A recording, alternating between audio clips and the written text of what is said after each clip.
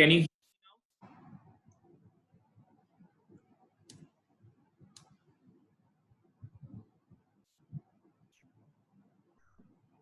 Yes. Can you hear me now? Please respond through the chat box. Yes, sir. Okay. So sorry that there was a power failure, right? The Wi-Fi connection went off, and I got reconnected, right? So I'll continue from the point where we discussed it last, right? So what I say, the above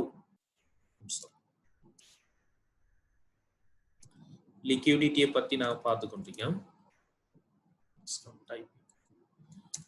Okay. Liquidity previous whiteboard பழைய போயிட்டுது, right? So liquidity நான் continue பண்றோம்.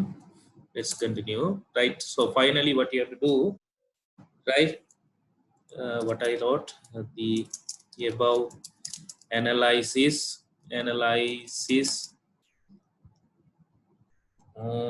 abnormal ஆகிருக்குன்னு சொல்லி சொன்னேன். Indicate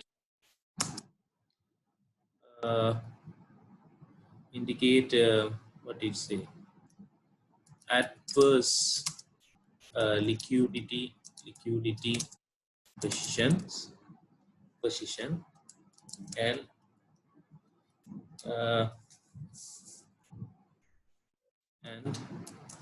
this could lead to further financial distress if appropriate measures are not taken, right? So முதலாவது விஷயம் பிள்ளைகள் financial பெர்ஃபார்மன்ஸை பற்றி ரிப்போர்ட்டில் சொல்லணும். அதை நாங்கள் முதலாவது அந்த ஒயிட் போர்ட்லேயே இரண்டாவது ஒயிட் போர்ட் எடுத்தேன். அதில் வந்து லிக்விடிட்டி சம்பந்தமாக டிஸ்கஸ் பண்ணி கொண்டு வந்தோம். ரேஷியோஸ் சம்பந்தமாக கரண்ட் ரேஷியோ, குயிக் ரேஷியோ எப்படி இருக்கு பார்த்தோம், ரைட்? இண்டஸ்ட்ரிக்கு குறைவாக இருக்கிற அதே நேரம், ரைட், ஆல்மோஸ்ட் 50% தான் இருக்குது எல்லாம்.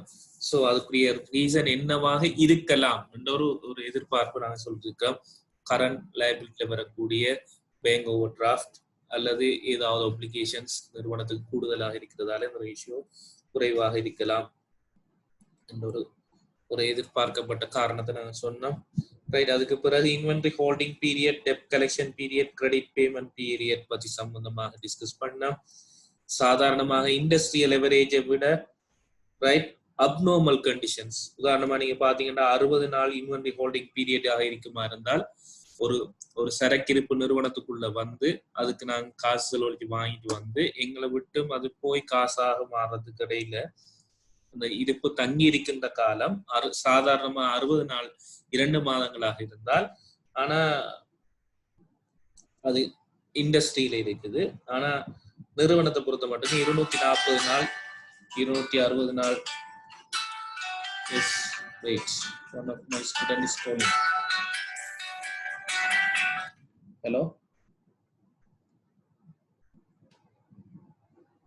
Hello? Winston? இல்ல reconnect ஆயிடுன்னு பாருங்க.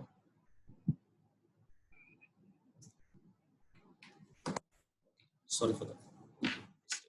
Okay.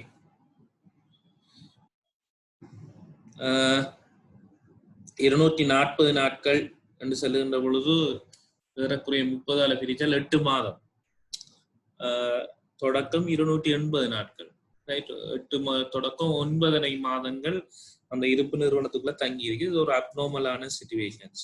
ஸோ அப்ப அந்த கணக்குல, அதாவது கேள்வியில சொல்லப்பட்டதன்படி பீட்டா கம்பெனியுடைய சேர்மன் லிக்விடிட்டி வைஸாகவும் சோல்வென்சி வைஸாகவும் வந்து ஸ்ட்ராங்காக பீட்டா கம்பெனி இருக்குன்னு சொல்லியிருக்கார்.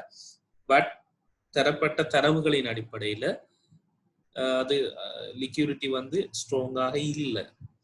ஸோ அதுக்காக நாங்கள் என்ன செஞ்சிக்கோம்னால் ஜென்ரலாக கடைசியாக வந்து நாங்கள் என்ன சொல்லிக்கோம், the above analysis indicate adverse, எதிரான ஒரு liquidity position தான் காட்டுது. This could lead to further financial distress if appropriate measures are not taken. பொருத்தமான நடவடிக்கைகள் எடுக்கப்படாதவருக்கு மேலதிகமாக ஒரு நிதி நெருக்கடிக்குள்ள நிறுவனம் போகலாம் இந்த சிச்சுவேஷன் சொல்லியிருக்கேன். மூன்றாவது அவர் கேள்வியில கேட்டிருக்கிறது solvency.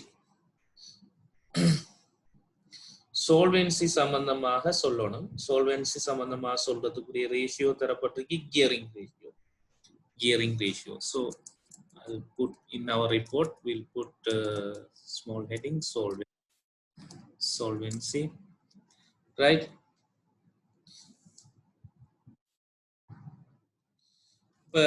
solvency ratioங்கிறது எதை குறிக்குது என்று சொன்னால் solvency ratio is the ability to meet obligations as they due. So long-term solvency is measured by the long-term solvency is measured by the gearing ratio,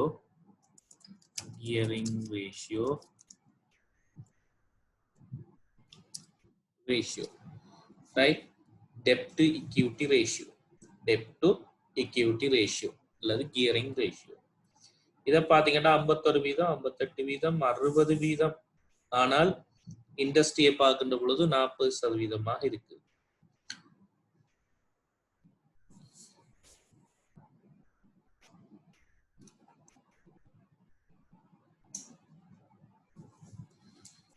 right. இப்ப இதுக்கு ஒரு இன்டர்பிரிட்டேஷன் சொல்லலாம். 1 second.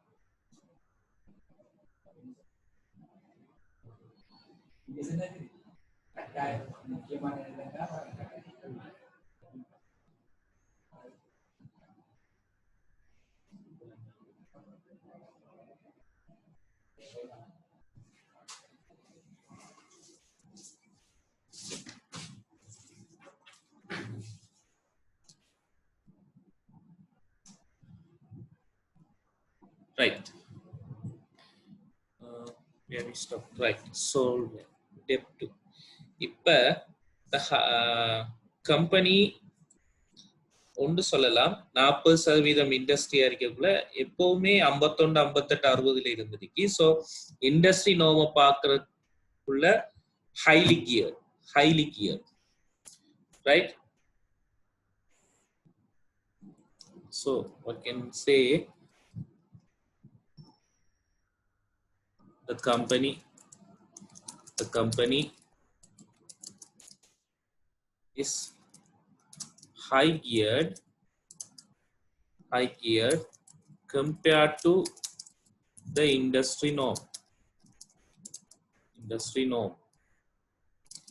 Further, the gearing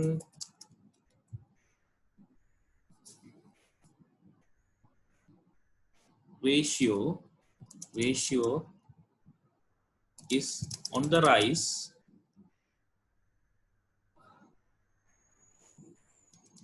is taking 51, 58, 60 சொல்லக்குள்ள is taking upward movement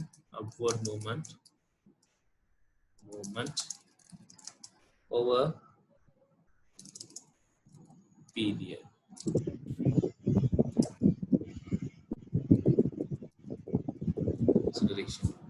So திரும்ப சொல்ல இல்லாது keep your mic muted, right? Right. அப்ப 51 இருந்து 60 ஆனதையும் சொல்லிட்டோம், இண்டஸ்ட்ரியை விட கூடுதலா இருக்கிறதையும் சொல்லிட்டோம். ரைட். இதுக்கு என்ன காரணமாக இருக்கலாம்னு சொன்னா,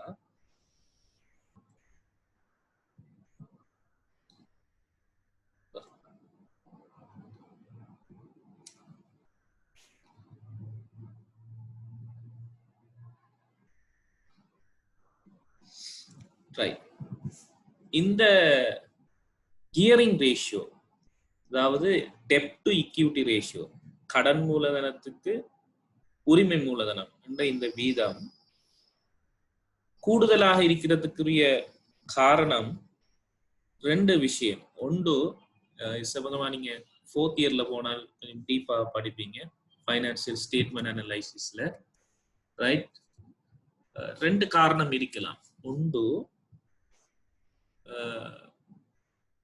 கடன் மூலதனம் உரிமை மூலதனத்தை விட குறைந்த செலவுல பெறக்கூடிய வாய்ப்பு இருக்குமாக இருந்தால், உதாரணமா இப்படி விளங்கமா சொல்றால், உரிமை மூலதனத்துக்கு கொடுக்கின்ற அந்த அந்த ப்ராஃபிட் எங்களுக்கு ப்ராஃபிட்டாக இருந்தாலும் கம்பெனியை பொறுத்த மட்டும் காஸ்ட் தான்.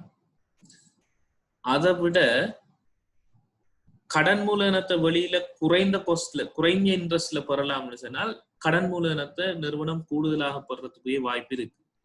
அப்ப கடன் மூலதனத்திங்கள் உரிமை மூலதனம் சொல்லுன்ற பொழுது, உரிமை மூலதன வீதத்தை விட கடன் மூலதனத்தை கூடுதலாக நிறுவனம் பெற்றுக்கொண்டிருக்குமாக இருந்தால், நிறுவனத்துடைய அந்த கேபிட்டல் ஸ்ட்ரக்சர்ல வந்து கடன் மூலதனம் கூடுதலாக இருக்குமா இருந்தால், ஒரு ஹெல்த்தியான சிச்சுவேஷன்ல ஓகே, ஏன் உரிமை மூலதனத்துக்கு கூடுதலா செலவழிக்காம கடன் மூலதனத்துக்கு உரிமை மூலதனத்தினுடைய செலவினை விட கடன் மூலதனத்துடைய செலவு குறைவாக இருக்குமா இருந்தால் நிறுவனம் கடன் மூலதனத்தான் பிரயோகிக்கும்.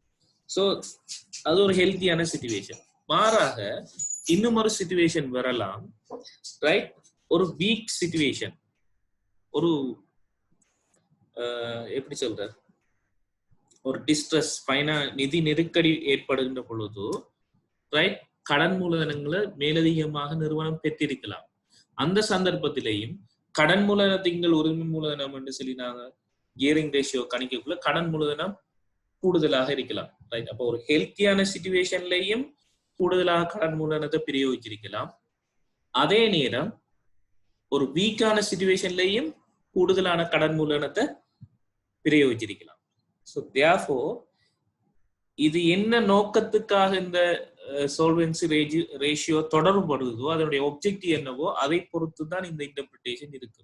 அதுக்கு நாங்க என்ன செய்யலாம், இந்த ரிப்போர்ட்ல சொல்லலாம். Right. So say a high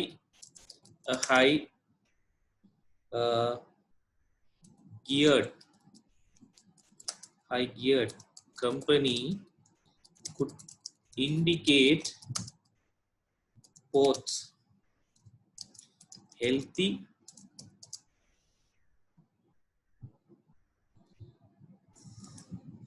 as well as weak position.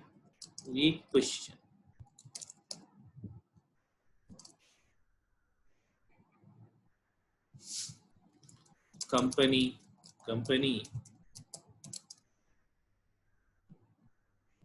may have borrowed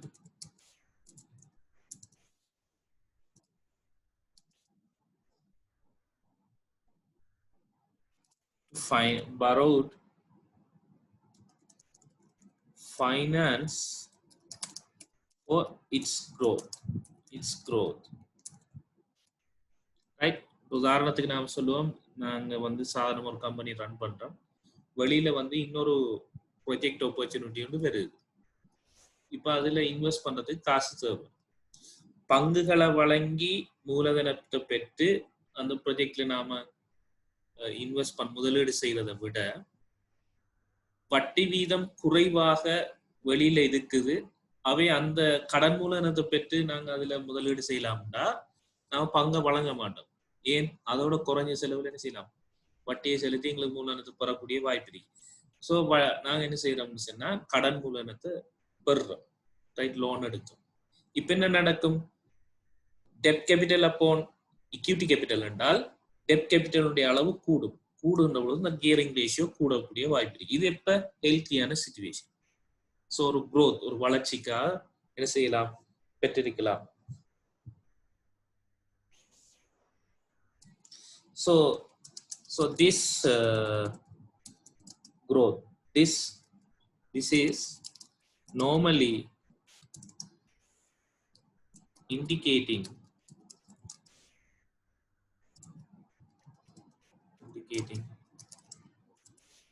the position of future profit.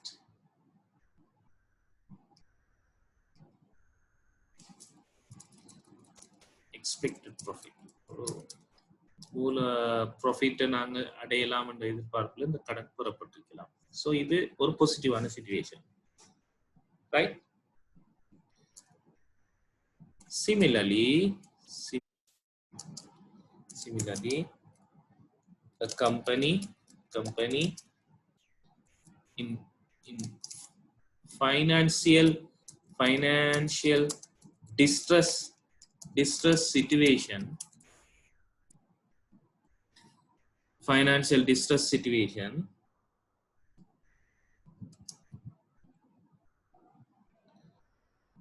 may also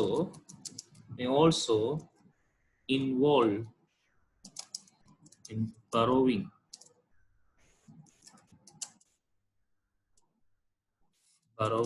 finance for its activities.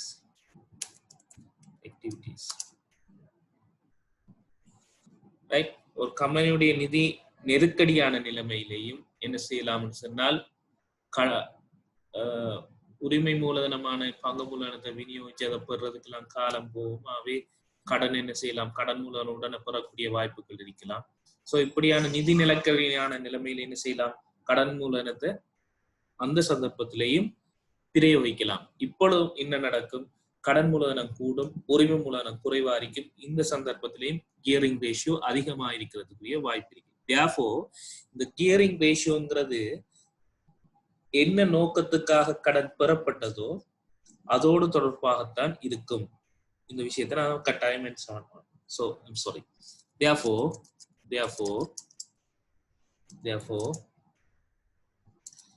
it is vital to consider objective of borrowing before commenting about solvency. This solvency ratio, right? So now, as per the question, right? Detailed report about the financial performance, முடிச்சிட்டோம். liquidity பத்தி சொல்லிட்டோம், solvency பத்தி சொல்லிட்டோம். Right now you can say a conclusion because it's a report. So you can say a conclusion based on the above analysis. Chairman's comments not substantiated. So these are the words financial managers, auditors are using.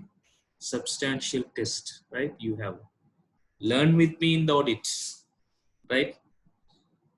Based on the above analysis,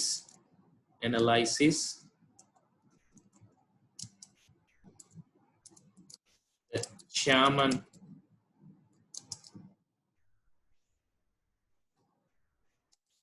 comments are not substantiated. Means chairman சொல்றார் liquidity solvency வைஸாக வந்து நிறுவனம் ஒரு உறுதிப்பாட்டான நிலையில் இருக்கிறது என்று சொல்லுகிறார். அவருடைய இந்த வியாக்கியானம், ரைட், பகுப்பாய்வில் உறுதிப்படுத்த போதுமான உறுதிப்படுத்தப்படவில்லை என்கிறது தான் எங்களுடைய முடிவு. இதை நாங்கள் என்ன செய்யலாம்? We can say as our conclusion, right? You can say based on your interpretation, you can say any conclusion, right? But அதுக்குரிய ஆதாரம் இருக்கும். அனலைசிஸ்ல உரிய போதுமான ஆதாரம் இருக்கும். ஸோ இது நான் உங்களுக்கு ஒரு ஸ்ட்ரக்சரா ஒரு மாடல் ரிப்போர்ட்டிங் உண்டு, இப்படித்தான் நீங்க செய்யணும்ன்றதை நான் இந்த ஒயிட் போர்ட் எடுத்து டைப் பண்ணியே காட்டியிருக்கிறேன், ரைட்? ஸோ நான் நினைக்கிறேன் இது ஒரு மாடலாக உங்களுக்கு இருக்கும். ஸோ நீங்க கடுமையாக யோசிக்க வேண்டிய அவசியம் இல்லை. இதோட ஒரு வெயிட் குறைஞ்ச ஒரு ரேஷியோ அனாலிசிஸ் கேள்வி தான், ரிப்போர்ட் ரைட்டிங் கேள்வி தான் உங்களோட பாஸ் பேப்பர்ல இருக்குது. ஸோ அதால நீங்க மிச்சம் ஒரி பண்ண தேவையில்லை. So what you can say, you can put a heading and you can say in the points form also. எனக்கு விஷயம் இருந்தால் ஓகே, ரைட்? ரேஷியோ எப்படி இன்டர்பிரேட் பண்ணிக்கிற விஷயம் இருந்தால் ஓகே. உங்களோட கன்க்ளூஷன், உங்களுடைய அறிக்கையினுடைய முடிவு ஆதாரபூர்வமாக இருந்தால் போதுமானதாக இருக்கும். ஸோ ஹோப் சின்ன ஒரு இன்டரப்ஷன் பவர் ஃபெயிலியரால அதர்வைஸ் உங்களுக்கு இந்த ஜூம் லெக்சர்ஸ் பிரயோசனமாக இருக்கும் நான் நம்புறேன். அதே நேரம் நான் ஒரு விஷயத்தை உங்களிடம் எதிர்பார்க்கிறேன், ரைட்? இந்த COVID-19 பேண்டமிக்ல நான் சில ரெக்கார்டட் வீடியோஸ் போட்டேன். அதில் தேர்ட் இயர் உங்களுக்கும் LKS 41 சம்பந்தமாக போட்டிருக்கேன், right? So what I am expecting your feedback, right? Your valuable feedback இருந்தால்தான் எங்களுக்கும் தெளிவாக விளங்கும், ரைட்? நாட் லைக் கிளாஸ் நீங்க முன்னுக்கு இருக்கின்ற பொழுது படிப்பிக்கிறதுக்கும் ஆன்லைன்ல நீங்க இல்லாம ஆன்லைன்ல நான் படிப்பிக்கிறதுக்கும் நிறையவே வித்தியாசங்கள் இருக்கு. ஸோ அவை உங்களுடைய கருத்துக்கள், பின்னூட்டங்களை என்னுடைய யூடியூப் சேனல்ல LKS 41 அவங்களோட அந்த கிளிப்ஸ் 2 அல்லது 3 கிளிப்ஸ் நினைக்கிறேன், அல்லது நாட் ஷுவர் 2 அல்லது 3 இருக்கணும்னு நினைக்கிறேன். அல்லது இந்த யூடியூப்ல போடப்பட்டிருக்கிற லெக்சர்ஸ்ல உங்களுக்கு தேவையான பிரயோசனமானதுல நீங்க கேட்டீங்களாக இருந்தால், குறிப்பா உங்களோட தேர்ட் இயர் லெக்சர்ஸ் நீங்க கேட்டுப்பீங்க, மற்ற லெக்சர்ஸ் விரும்பினால் நீங்க கேட்டு பார்த்துருப்பீங்க. உங்களுடைய சிறந்த பயனுள்ள கருத்துக்களை உங்களுடைய பின்னூட்டங்களாக யூடியூப்ல நீங்க போடுங்க. அது எனக்கு சரியான ஒரு என்ன சொல்றது, ஃபியூச்சர்ல ஆன்லைன் லெக்சர்ஸ் செய்யறதுக்கு உங்களோட ஃபீட்பேக்ஸ் எனக்கு ஹெல்ப் பண்ணும். ஸோ நிறைய பேர் பார்த்துருக்கீங்க, நிறைய பேர் வியூ பண்ணிருக்கீங்க, ரைட்? கமெண்ட் ஒரு யூடியூப்ல கமெண்ட் பண்ற ஒரு இடம் இருக்குது. ஈவன் உங்களுக்கு இங்கிலீஷ்ல போடுறதுக்கு you can put it in Tamil as well, right? தமிழ்ல கூட நீங்க உங்களுடைய பின்னூட்டங்களை நீங்க செய்யலாம், right?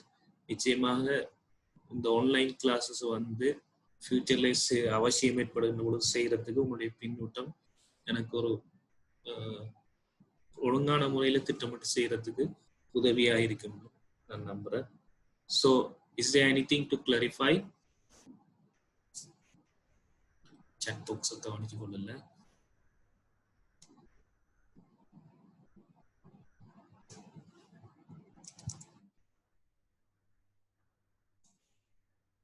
So hope nothing to clarify. நான் நினைக்கிறேன் இந்த 2 hours, almost 2 hours, right? இந்த lectures உங்களுக்கு பிரயோஜனமா இருக்கும்னு நான் நம்புறேன். So we will meet in another Zoom class. Until that, thank you very much.